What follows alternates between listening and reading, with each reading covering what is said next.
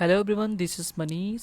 Welcome back to my YouTube channel corpus juris. आज के इस वीडियो में जो हम डिस्कस करने वाले हैं कोड ऑफ क्रिमिनल प्रोसीजर 1973 के अंतर्गत जो है चैप्टर 9 के बारे में। ठीक है, चैप्टर 9 बेसिकली क्या है और ये किस चीज़ से संबंधित है। सीआरपीसी के अंतर्गत जो चैप्टर 9 है वो पत्नी, संतान और माता पिता के भरण पोषण के लिए आदेश से संबंधित यानी order for maintenance of wifes, childrens and parents से संबंधित ये अध्याय है। ठीक है, तो इस चैप्टर में जो है हम बेसिकली जो है सेक्शंस 125 को हम डिस्कस करेंगे आज के इस वीडियो में। आगे आने वाले जितने भी वीडियोस होंगे वो पार्ट वाइज जो है इससे संबंधित मेंटेनेंस से हम आप अपलोड कर देंगे, वहाँ से आप देख सकते हैं। ठीक है, तो बेसिकली आज 125 सेक्शन 125 को ही डिस्कस करेंगे, क्योंकि मेंटेनेंस संबंधित प्रावधान जो है वो सीआरपीसी के सेक्शन 125 से 128 तक किया गया है। ठीक है, अब बात रही मेंटेनेंस को, तो मेंटेनेंस जो है किन किन लोगों को मिलेगा। पहला पॉइंट ये है कि आखिर में मेंटेनेंस जो है किन किन लोगों को दिया जाए। तो सबसे पहले पॉइंट की हम डिस्कस करेंगे कि मेंटेनेंस जो है ये सीधे सीधे जो 125 का जो मार्जिनल नोट है वो कहता है order for maintenance of wifes, childrens and parents, यानी कि किसकी बात कर रहा है, ये बात कर रहा है वाइफ्स को मिलेगा।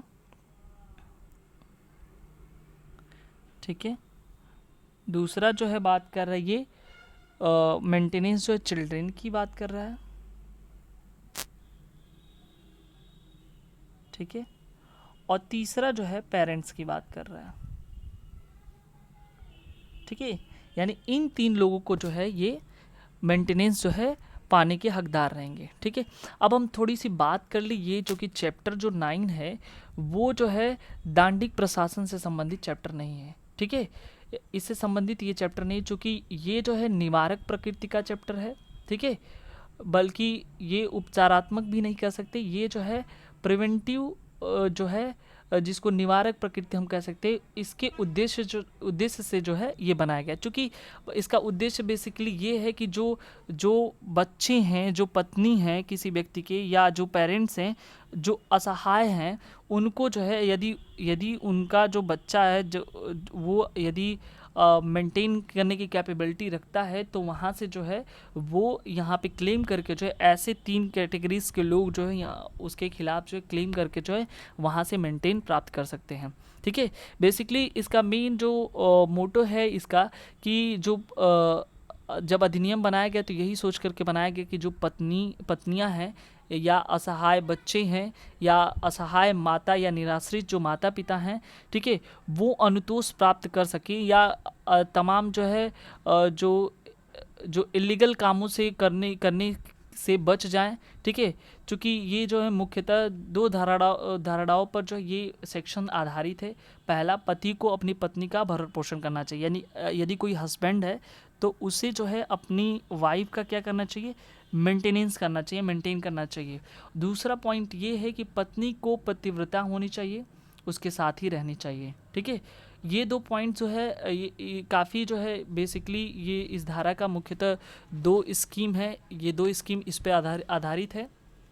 और उसके बाद बात करें, अगर ये जो चैप्टर 9 है ये जो है प्रत्येक धर्म के लिए समान है। ठीक है, ये कोई ज़रूरी नहीं कि केवल ये धारा जो है हिंदू धर्म पे अप्लाई होता है। ठीक है, सभी रिलीजन पे, ऑल रिलीजन पे जो है ये सेम तरीके से लागू होता है। तो ये पॉइंट जो है आप दिमाग में रखिएगा, क्योंकि अब अलग अलग हर एक रिलीजन में अलग अलग जो है मेंटेनेंस से संबंधित उनके जो पर्सनल लॉ हैं वहाँ तो प्रावधान है ही, वहीं जो है ये जो सीआरपीसी के अंतर्गत जो है मेंटेनेंस से संबंधित जो प्रावधान दिया हुआ है चैप्टर 9 में, जो सेक्शन 125 से 128 तक डील करता है, वो सभी प्रकार के धर्मों के लिए समान है। ठीक है, तो ये चीज़ पॉइंट जो है आपके दिमाग में होना चाहिए। वहीं बात करें जो उनके धर्म की बात करें तो अगर उनके जो पर्सनल लॉ खुद के हैं उस पर कोई प्रभाव या इफेक्ट नहीं डालेगा। ये एक केस था नानक चंद वर्सेस चंद्र किशोर अग्रवाल के बाद में ये कहा गया कि उनके अपने धर्म यानी कि जो खुद के पर्सनल लॉ उनके दिए गए हैं, उनके उपबंध जो है अगर उसमें है तो इसके सीआरपीसी के अंतर्गत जो चैप्टर 9 में जो प्रावधान दिए गए हैं उस पर कोई इफेक्ट नहीं डालेंगे। जैसे एक छोटा सा एग्जाम्पल ले लेते हैं, मान लीजिए मुसलमानों का खुद का एक स्पेशल धर्म में उनके पर्सनल लॉ हैं, तो उनके धर्म में ये है कि एक से अधिक पत्नी रखने के उपबंध है, ठीक है, यानी कि मुस्लिम लोग जो है एक से अधिक पत्नियों को रख सकते हैं। लेकिन जो है क्या है, किंतु जो सीआरपीसी है, ठीक है, इसके अधीन जो है मुसलमान पत्नी अपने पति की अगर दूसरी को उनके पति अगर दूसरी शादी करती हैं तो उनके विरुद्ध जो है वो सीआरपीसी के अंतर्गत जो है वो मेंटेनेंस क्लेम कर सकती है और अलग रहते हुए भी वो मेंटेनेंस पा सकती है। तो ये पॉइंट्स आपके दिमाग में बेसिकली रहना चाहिए, ठीक है। अब हम थोड़ा सा इसको और भी एलेबरेट करके जो है देख लेते हैं, थॉरली जो है डिस्कस कर लेते हैं। चूँकि 125 से जो 128 का जो ये चीज़ें जो सेक्शन मेंशन किया है, वहीं ये कहीं ना कहीं जो है जो आर्टिकल 53 है, ठीक है, हमारा जो इंडियन कॉन्स्टिट्यूशन है उसके आर्टिकल 53 भी इसको क्या हारमोनियस तरीके से यानी सामंजस्य स्थापित करता है, ठीक है। जैसे आर्टिकल 53 खुद ये कहता है कि यदि महिलाओं और बच्चों के लिए कोई ऐसा स्पेशल प्रावधान बनाया जाए तो ये नहीं माना जाएगा कि वो डिस्क्रिमिनेशन किया जा रहा है, ठीक है। तो इसके डिस्क्रिमिनेशन से लेकर के कोई जो है विवाद उत्पन्न नहीं होना चाहिए। तो ये जो स्पेशल प्रोविजंस है महिलाओं, बच्चों और उनके पेरेंट्स से संबंधित, तो ये चीज़ें हैं। चूँकि ये जो चैप्टर है ये सेकुलरिज्म को भी इंडिकेट करता है। यदि कोई महिला किसी भी धर्म की, अभी हम ऊपर डिस्कस कर चुके हैं कि यदि वो मुस्लिम धर्म की हो या किसी दूसरे धर्म की हो तो वहाँ पे भी वो चीज़ें जो है हो सकती हैं, ठीक है। ऐसा भी कोई यहाँ पे जो है रिलीजन्स मायने नहीं रखेगा, ठीक है, वो किसी भी धर्म का हो, इस सीआरपीसी में कोड ऑफ क्रिमिनल प्रोसीजर में जो है वो क्लेम करके जो मेंटेनेंस पा सकता है। और वहीं अगर बात करें हम, ठीक है, तो ये सेकुलरिज्म की बात करता है। उनके बेसिकली जो है यदि कोई व्यक्ति पर्सनल लॉ के अंतर्गत मेंटेनेंस कोई महिला पा चुका है तो वो सीआरपीसी के अंतर्गत जो है स्पेशल जो प्रावधान दिए 125 से 128 तक में वहाँ भी क्लेम करके ले सकता है, ठीक है। अब हम देखते हैं आगे के सेक्शंस। तो यहाँ पे आप देख सकते हैं एक इसका इसी से संबंधित एक केस हमने जो है डिस्कस किया है, ठीक है, कि यहाँ ये केस है कि जैसे कि मान लीजिए यहाँ पे एक केस था मोहम्मद शाह का केस है, मोहम्मद अहमद खान वर्सेस शाहबानो केस का, कि जैसे अभी हम ऊपर डिस्कस किए हैं कि अगर वो किसी भी धर्म से संबंधित हो तो वो इसमें जो है मेंटेनेंस, यही सुप्रीम कोर्ट ने इस प्रावधान में ये डिस्कस किया कि सेकुलर इन कैरेक्टर है, ठीक है। अगर ये पर्सनल लॉ में बिल्कुल अलग है। सुप्रीम ने ये भी कहा कि अगर किसी भी धर्म की जो ये क्या कहता है धर्म की बाधाओं को दूर करता है। जैसे यदि कोई सिया की बात करे, ठीक है, सिया पत्नी जो है अगर मूता विवाह के अंतर्गत तो वो मुस्लिम विधि में भरण पोषण प्राप्त नहीं कर सकती है, ठीक है, ये प्रावधान है मुस्लिम विधि में। लेकिन वही चीज़ जो है यहाँ पे जो है प्रावधान सीआरपीसी के अंतर्गत जो है वो प्रावधान भरण पोषण प्राप्त कर सकती है। तो ये चीज़ें जो उससे संबंधित है। उसके बाद जो हम यहाँ पे थोड़ा सा ये चीज़ डिस्कस कर लेंगे कि चूँकि मेंटेनेंस जो है किन किन चीज़ों पे मिलेगा, ठीक है, ये पॉइंट्स काफ़ी इंपॉर्टेंट है। तो मेंटेनेंस जो है यहाँ पे आप देख सकते हैं, मेंटेनेंस यहाँ पे ये चीज़ें लिखा हुआ है और ये हमेशा पैसे के फॉर्म में होगा, यानी कि मनी के फॉर्म होगा। इसके स्थान पर कोई प्रॉपर्टी नहीं हो सकती, पहला पॉइंट तो ये है। और चूँकि मेंटेनेंस जो है फूड से संबंधित होना चाहिए, मेंटेनेंस क्लॉथिंग की बात करता है, वहाँ पे जो भी अप्रोप्रिएट हो वो होगा। फिर शेल्टर की बात करते हैं, लॉजिंग की रहने के लिए जो चीज़ें हैं। उसके बाद जो अगर बच्चा है तो उसके मिनिमम अमाउंट जो है एजुकेशन से संबंधित वो चीज़ें जो है डिमांड की जा सकती हैं। और रही बात मेंटेनेंस, वह इंसान मांग कर सकता है जब वो अपने आप को मेंटेन नहीं कर सकता, ऐसे कंडीशन पे ही मेंटेनेंस ग्रांट किया जाएगा, अन्यथा नहीं, ठीक है। अब ये पॉइंट हमको ये चीज़ जान लेना है कि आखिर में मेंटेनेंस यानी कि भरण पोषण के लिए आवेदन कौन कर सकता है, ठीक है। जैसा कि 125 में लिखा हुआ है, पत्नी, संतान और माता पिता भरण पोषण के लिए आदेश उनके लिए। इसमें कुछ क्लॉजेज जो है, पहला, यदि पर्याप्त साधन वाला कोई व्यक्ति, पहला क अपनी पत्नी को जो अपने भरण पोषण करने में असमर्थ हो, या धर्मज अधर्मज संतान की बात करता है। वहीं जो है अगला जो है बात करता है पिता या माता संबंधी। तो कौन जो है भरण पोषण जो है प्राप्त कर सकता है, या आवेदन कौन कर सकता है, इससे संबंधित जो चीज़ें यहाँ पे हम देखेंगे। तो सबसे पहले ये चीज़ हम देख लेते हैं कि यहाँ पे जो है लिखा हुआ है कि कौन प्राप्त कर सकता है। तो यहाँ पे निम्नलिखित ये लिखा है कि निम्नलिखित व्यक्ति भरण पोषण से आवेदन कर सकते हैं, किंतु शर्त ये है कि पहला पॉइंट से ये कि असमर्थ होना चाहिए। यानी कि वही व्यक्ति जो है जैसे कि अगर असमर्थ हैं, यानी कि वाइफ्स की बात करें या चिल्ड्रंस की बात करें या पेरेंट्स की बात करें, इन लोगों में यदि ये तीनों में से कोई असमर्थ है तो वो जो है क्लेम कर सकता है। लेकिन अगर बात करें जो पुरानी दंड प्रक्रिया संहिता है, इसके शर्त में नहीं थी, यानी इस प्रकार की शर्त नहीं थी, वहाँ पे असमर्थता की कोई जिक्र नहीं किया गया था। लेकिन ये जो असमर्थता वाली बात है वो नया है। यदि कोई स्त्री इस धारा के अधीन भरण पोषण के लिए आवेदन करती है तो अपने आवेदन में ये लिखना होगा कि वो भरण पोषण से असमर्थ है। ये पॉइंट जो डिस्कस ज़रूर करना होगा कि वो जो है भरण पोषण अपना करने में असमर्थ है, इसलिए जो है वो क्लेम कर रही है। ठीक है, तभी जो है होगा, नहीं तो अन्यथा ये जो आदेश है उस स्त्री द्वारा वो इस स्त्री के उसके पति के विरुद्ध दिया गया आदेश जो है अवैध होगा। ठीक है, यदि कोई स्त्री धन कमाने की योग्यता रखती है तो उसको भरण पोषण न देने का कोई कारण नहीं है। ये कोई ज़रूरी नहीं कि वो जो है पैसा कमा सकती है तो उसको भरण पोषण न दिया जाए। ठीक है, अधिक से अधिक भरण पोषण की राशि में कमी आ सकती है, उसकी मात्रा पर प्रभाव पड़ सकता है। ठीक है, तो कौन जो है आवेदन कर सकता है भरण पोषण के लिए? तो पहला हम यहाँ पे देख रहे हैं, पहला पॉइंट से ये पत्नी। ठीक है, यानी कि पत्नी की बात करें, उसमें खुद ही बात करिए वाइफ्स की, तो वाइफ्स की बात करें पहला, तो अब पत्नी की जो बात है वो थोड़ा ब्रॉडर सेंस में है, आगे हम डिस्कस करेंगे। शब्द पत्नी के शब्द के अंतर्गत ऐसी स्त्री भी है जिसके पति ने उसके विवाह विच्छेद कर लिया। यदि कोई पति है, विवाह विच्छेद हो गया, डाइवोर्स हो गया है, तो वहाँ पे जो पत्नी है वो भी कवर होगी। ठीक है, या जिसने पुनर्विवाह नहीं किया है। एक चीज़ पॉइंट ये चीज़ दिमाग में रखिएगा कि विवाह विच्छेद हो गया लेकिन पुनर्विवाह नहीं हुआ, तो ऐसे में वो पत्नी मानी जाएगी। ठीक है, और वो जो है क्लेम कर सकती है भरण पोषण संबंधी। किसी भी व्यक्ति की पत्नी आवेदन कर सकती है यदि पति और पत्नी दोनों संयुक्त रूप से आवेदन करके विवाह विच्छेद करें, यानी कि म्यूचुअल कंसेंट से जो है यदि विवाह विच्छेद किए हों, तो भी जो है ऐसी स्त्री जो है पत्नी की कैटेगरी में आएगी, भले ही विवाह विच्छेद म्यूचुअल कंसेंट से किया गया हो। ठीक है, उसके बाद पत्नी वही मानी जाएगी जिसके विवाह विधि पूर्वक हो। ये भी पॉइंट डिस्कस बहुत इंपॉर्टेंट है। यदि जो है विवाह लीगल नहीं हुआ है, यानी लीगल मैरिज नहीं हुआ है, तो पत्नी नहीं मानी जाएगी और वो मेंटेनेंस के लिए 125 में क्लेम नहीं कर सकती है। ठीक है, अब बात करें हम जो रखैल मिस्ट्रेस वुमेन है, रखैल स्त्री हैं, वो आवेदन नहीं कर सकती हैं। और सब जगह प्रत्येक धर्म वालों की विवाह विधि अलग है। कई जगह कस्टम भी लागू होते हैं, वो डिपेंड करता है वहाँ पे।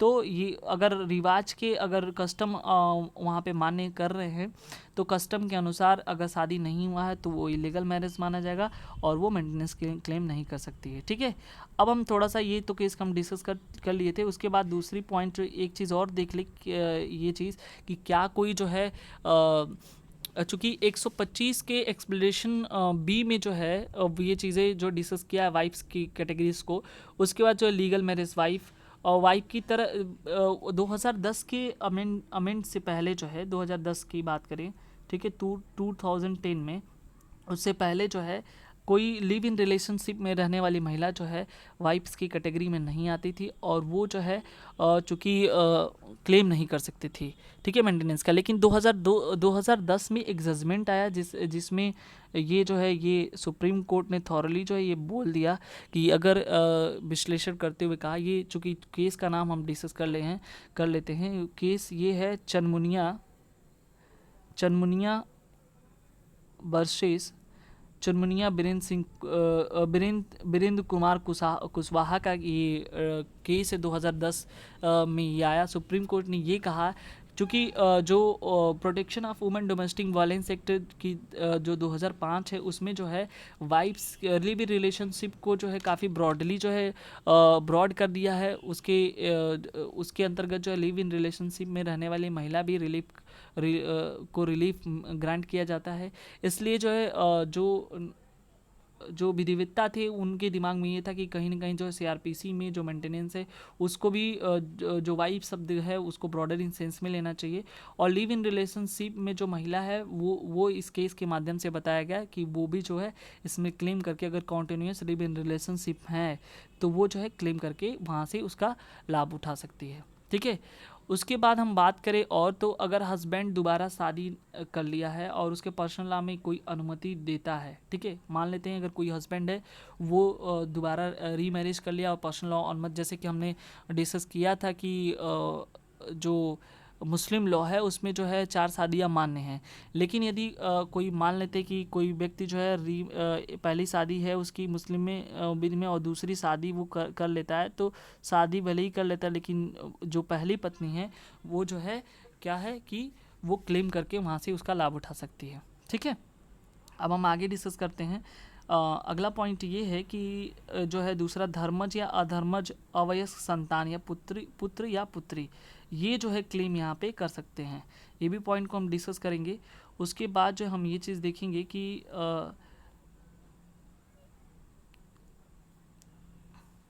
धर्मज अधर्मज अवयस्क संतान पुत्र या पुत्री की बात करें तो यहाँ पे ये जो विवाहित हों या न हों ये मैटर नहीं करता है। भरण पोषण करने में असमर्थ हों तो वो जो है आवेदन कर सकते हैं। ठीक है, ये पॉइंट्स आपको दिमाग में रखना होगा।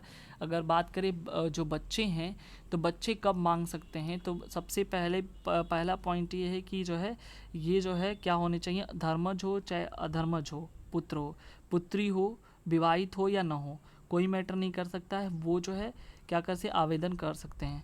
अवयस्क व्यक्ति कहलाता है। अब रही बात माइनर कौन कहलाएगा, तो अवयस्क जो 18 वर्ष से कम आयु के हैं वो अवयस्क कहलाएंगे। लेकिन वहीं अगर कोई अपॉइंट कर दिया गया गार्जियन तो वहाँ पे उसकी जो एज ऑफ मेजॉरिटी होगी वो 21 ईयर्स काउंटिंग की जाएगी। ठीक है, अब अगला पॉइंट हम इसमें डिस्कस करते हैं कि यदि मान लीजिए ये अविवाहित वयस्क पुत्री या वयस्क पुत्र, ठीक है, यानी कि मेजर क्या जो मेजर चिल्ड्रेंस है वो भी क्लेम कर सकते हैं इसके अंतर्गत, तो ये हम यहाँ पे डिस्कस कर लेते हैं। तो यहाँ पे जो है वयस्क पुत्र यदि है मेजर, उसका पुत्र जो है मेजर है और शारीरिक और मानसिक रूप से जो है किसी असामान्यता या क्षति के कारण जो है अपना भरण पोषण है, यानी कि अगर जो है कोई मेंटल एबिलिटी डिस्टर्ब है वहाँ पे जो वो क्लेम करके ले सकता है। ठीक है, और वहीं चीज़ दूसरी तरफ बात करें अगर पुत्री है मेजर है लेकिन अविवाहित है तो वो भी जो है क्लेम कर सकती है और अपने जो है जो पेरेंट्स हैं उनसे जो है भरण पोषण की मांग कर सकती है। ठीक है, उसके बाद जो है हम डिस्कस करते हैं पिता या माता की बात करते हैं। ठीक है, और एक चीज़ और बात कर दी, ये पैटर्निटी के आधार पर जो है माइनर जो है भरण पोषण का दावा करेंगे। ठीक है, तो 2 केसेस में जो है मेजर होने के बावजूद भी जो है कोई चिल्ड्रेंस क्लेम कर सकता है। पहला पॉइंट्स ये है कि फिजिकल एबनॉर्मेलिटी होनी चाहिए, और दूसरा अगर गर्ल्स जो है अनमैरिड है तो वहाँ पे जो है वो क्लेम करके भरण पोषण ले सकती है। ठीक है, अब जो पिता या माता की बात कर रहे हैं तो यहाँ पे हम डिस्कस कर लें कि वो अगर भरण पोषण करने में अपने आप को असमर्थ हैं तो वहाँ पे भी जो है क्लेम किया जा सकता है। अब ये रही बात इसमें जो सौतेली माता हैं आती हैं या नहीं, इस बात पर उच्च न्यायालयों में जो है मतभेद है, आपसी मतभेद है।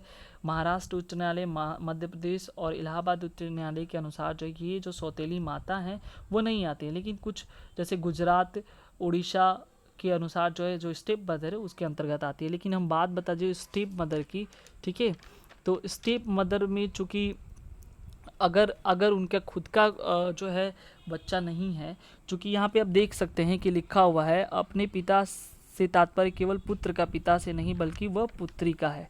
ठीक है, अब चूँकि यहाँ पे ये भी चीज़ है कि भरण पोषण के लिए आवेदन किसके, तो यहाँ पे पहले ये समझ लेते हैं स्टेप मदर का जो कॉन्सेप्ट है उसको हम समझ लेते हैं कि कब जो है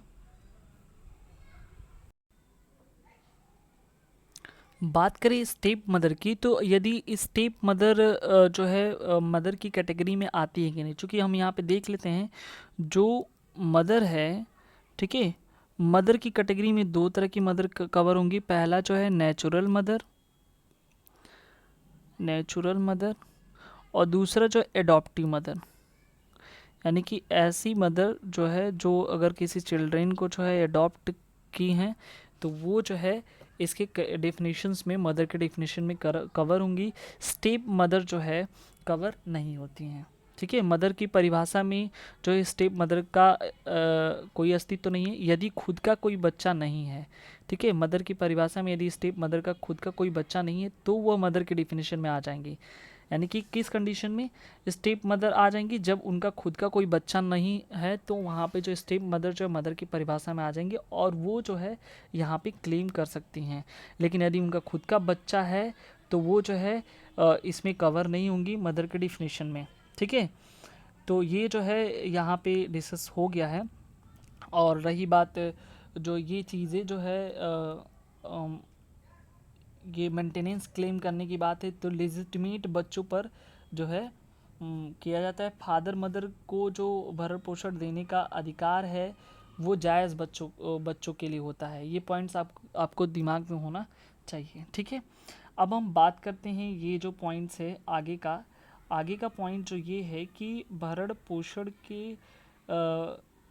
पोषण के लिए आवेदन किसके विरुद्ध किया जा सकता है। ठीक है, ये पॉइंट्स आपको समझना ज़रूरी है कि आखिर में हम जो भरण पोषण अभी हम देख रहे थे तो कौन कर सकता है। ठीक है, अगला जो हमारा क्वेश्चन है कि किसके विरुद्ध किया जा सकता है। ठीक है, तो भरण पोषण के लिए आवेदन जो है पत्नी जो है, अगर बात करें तो पत्नी अपने पति के विरुद्ध कर सकती है। एक संतान जो है अपने पिता के विरुद्ध आवेदन कर सकता है।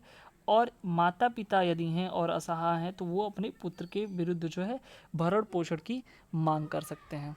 ठीक है, तो ये चीज़ें जो है आपके दिमाग में होनी चाहिए। तो ये लोग जो है क्लेम कर सकते हैं।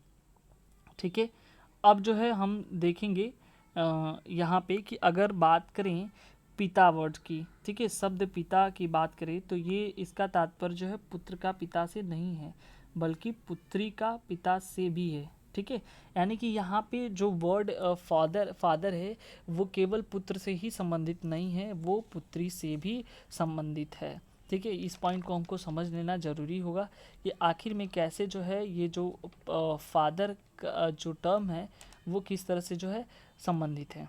ठीक है, अब यहाँ पे देखिए चूँकि अंग्रेजी जब ये जो सेक्शन में जो है जो फादर से संबंधित है वो हीज फादर लिखा हुआ है। ठीक है, वहाँ पे हीज फादर अगर हम देखें, दो जनरल क्लॉजेज एक्ट 1997 की जो सेक्शन है 13, वहाँ पे ये बताया गया कि पुलिंग जो चीज़ें हैं, शब्द हैं, वो उसमें जो है जो फीमेल स्त्रीलिंग है वो जो है डायरेक्टली जो है कवर होता है।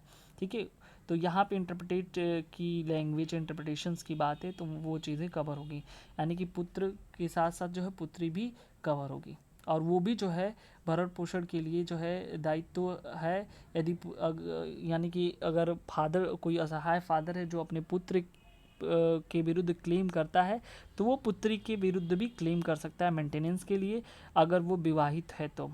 ठीक है, उसके बाद उसका दायित्व है कि अपने पिता का जो है भरण पोषण करे। ये चीज़ पॉइंट आपको दिमाग में रखना होगा।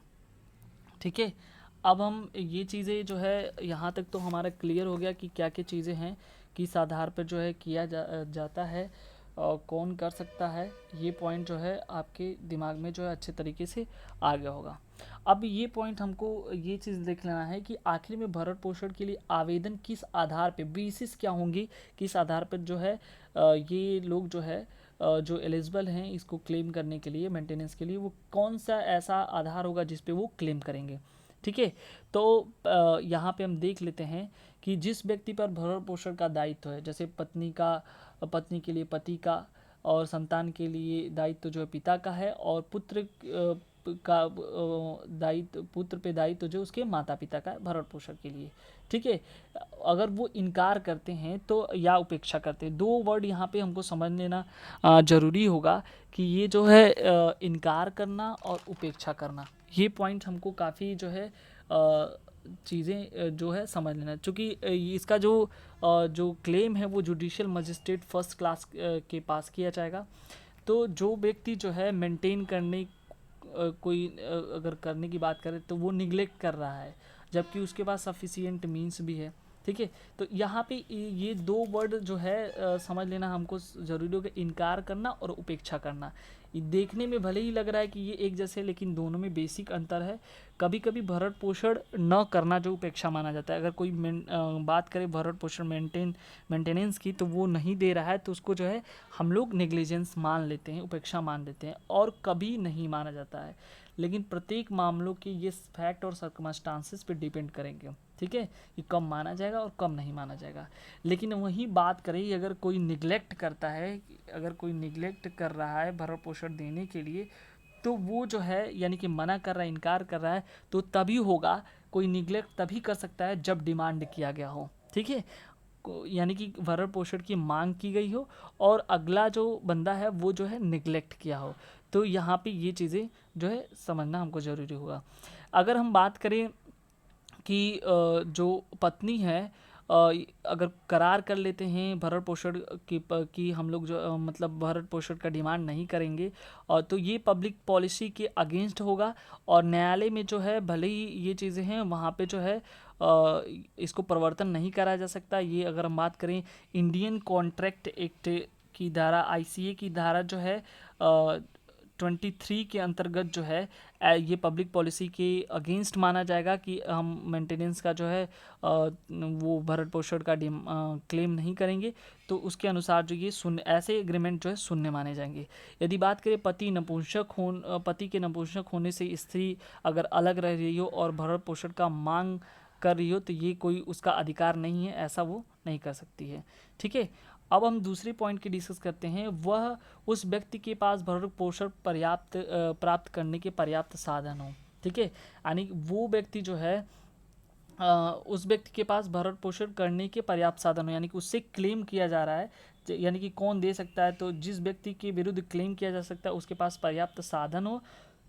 और तीसरा पॉइंट ये है कि जो आवेदन कर रहा है, ठीक है, वो खुद का जो है मेंटेन करने में असमर्थ हो, यानी कि पहला पॉइंट ये है कि किसका दायित्व है। तो पहला पॉइंट हमने डिस्कस कर दिया कि अगर कोई पति है तो पति के ऊपर दायित्व बनेगा, और बच्चा है तो उसके ऊपर उसके पिता के ऊपर दायित्व है, और माता पिता यदि हैं तो उसके खुद के संतान पे दायित्व है भरण पोषण करने के लिए। ये पहला पॉइंट हो गया।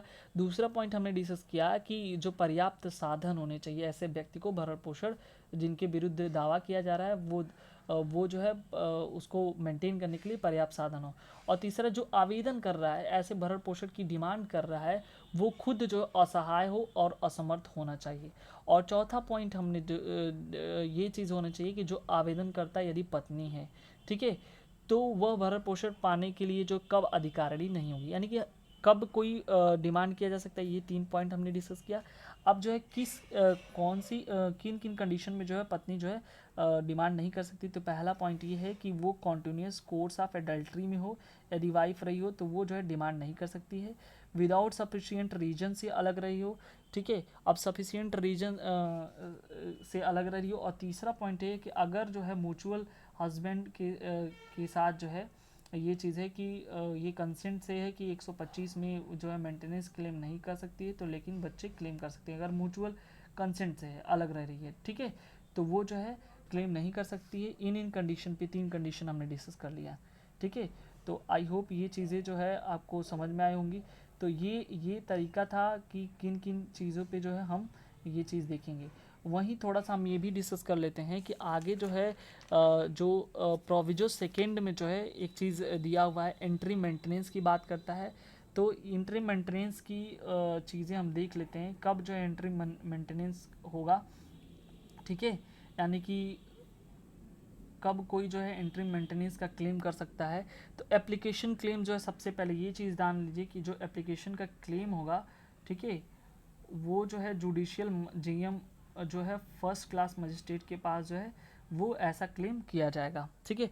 और अंतरिम भरण पोषण वो क्या होता है, ये पहले की स्थिति होती है, ठीक है, जब जो मामला है कोर्ट में चल रहा है, कार्रवाई के दौरान जो मिलने वाले भरण पोषण हैं, ठीक है, वो जो है ऐसे भरण पोषण को जो है अंतरिम भरण पोषण के नाम से जाना जाता है। और जो सर्विस आप नोटिस होगा एप्लीकेशन के 60 दिन के भीतर की जाएगी, यानी कि जब भी एप्लीकेशन इसका एंट्री मेंटेनेंस का होगा तो उसके 60 दिन के भीतर ही जो है सर्विस प्रोवाइड कर दी जाएगी। ये चीज़ आपको पॉइंट अपने दिमाग में रखना होगा, ठीक है। और ये कहाँ है, ये न्यायालय के जो ये संसद ने अंतरिम भरण पोषण के लिए जो है 125 के प्रोविजो में जो अमेंडमेंट करके सेकेंड प्रोविजो में इसको जोड़ा है, ठीक है। तो ये चीज़ पॉइंट आपके दिमाग में होनी चाहिए, और किस तरह से जो है यहाँ पे अंतरिम भरण पोषण को प्राप्त किया जाता है, ठीक है। अब हम चीज़ें जो है हमारा यहाँ तक क्लियर हो गया है। एक चीज़ पॉइंट और छूट रहा है, जिसे क्वांटम ऑफ मेंटेनेंस की बात करते हैं कि जब मजिस्ट्रेट जो है अगर मेंटेनेंस ग्रांट करेगा तो क्या होगा। तो 2001 से पहले की स्थिति ये थी कि 500 रुपया जो है वो मेंटेनेंस ग्रांट किया जाता था, और अब मतलब 500 रुपया, लेकिन अब अगर 2001 के बाद की स्थिति बताएं तो फिक्स नहीं है। मजिस्ट्रेट जो है किसी पर्टिकुलर सर्कमस्टांसेस में देखते हुए वो फिक्स करता है कि क्या अमाउंट होने चाहिए। तो फिक्स करने के बेस क्या होंगे, ये चीज़ पॉइंट हमको समझ लेना चाहिए कि आखिर में मजिस्ट्रेट जो है किस किस चीज़ के आधार पे जो है वो जो है इस पॉइंट को जो है यानी कि क्वांटम ऑफ जो मेंटेनेंस है यानी कि उसकी धनराशि है किस बेस के आधार पर जो वो करेगा। तो 3 पॉइंट जो है ये चीज़ देखनी होगी कि फैमिली बैकग्राउंड क्या है, यानी कि ये इसके हिसाब से जो है मेंटेनेंस को जो है ग्रांट किया जाएगा। दूसरी पॉइंट ये है कि जो फैमिली इनकम की बात करें, और दूसरी बात जो मेरिट क्या है, ठीक है, उसके अनुसार, और तीसरी जो है स्टेटस क्या है उनका, ठीक है। इनको देखते हुए जो है मेंटेनेंस का ऑर्डर जो है पारित किया जाएगा। तो ये जो है हमने जो है सेक्शन 125 को थॉरली स्टडी कर लिया है। अब सेक्शन 125 जिसमें जो है पत्नी के भरण पोषण से संबंधित जो है पत्नी, बच्चे और माता पिता के भरण पोषण से संबंधित जो आदेश था उसको हमने डिस्कस किया। हम अपने नेक्स्ट वीडियो में जो हम आगे के वीडियोस डिस्कस करने, आगे के सेक्शंस ऐसे ही जो है हम डिस्कस करेंगे डिटेल में। तब तक के लिए धन्यवाद। Thank you very much.